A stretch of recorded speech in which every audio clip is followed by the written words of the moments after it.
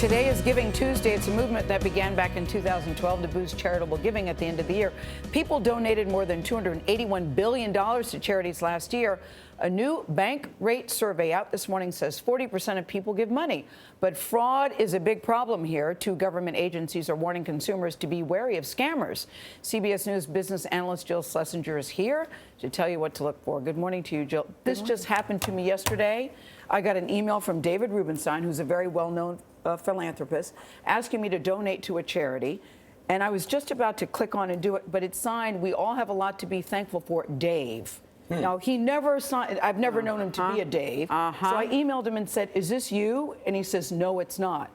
But if he hadn't signed, if this person hadn't signed it, Dave, I would have never questioned it because I didn't double check the email until I became suspicious. Well, good for you. That's a very well played out scam. It sure is. And, you know, earlier this year, the IRS actually warned that charitable frauds are on the rise. And it usually coincides with a disaster, maybe hurricane relief. But just like you said, it can happen from any area. So I know everyone's going to get inundated with asks today and throughout the end of the year. A little healthy skepticism would be great.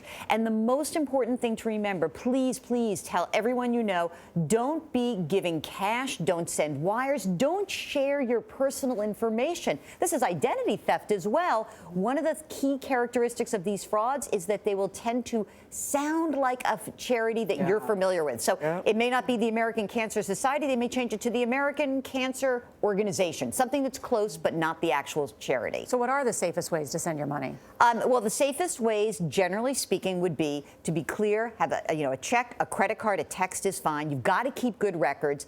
If you want to check to see whether the charity is legitimate, the IRS has a great tool that you should be looking at. It will help you understand whether or not it has a tax ID number. So just all you have to do is irs.gov plus charity. You'll get to the tool. That's a wonderful way to check on that. How do you check if, sorry, Norah, how do you check if the percent of the money that you're giving is going to the cause you're donating to? I love this organization. It's called Charity Navigator. It compares how each of these organizations is spending money and does it in the actual category. So if you want to give for education or you want to give to the arts, it will look at each one.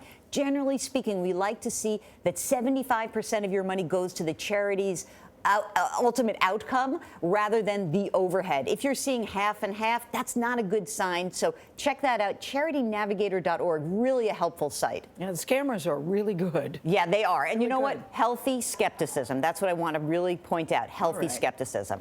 All right, Jill, thank you very much. Appreciate it.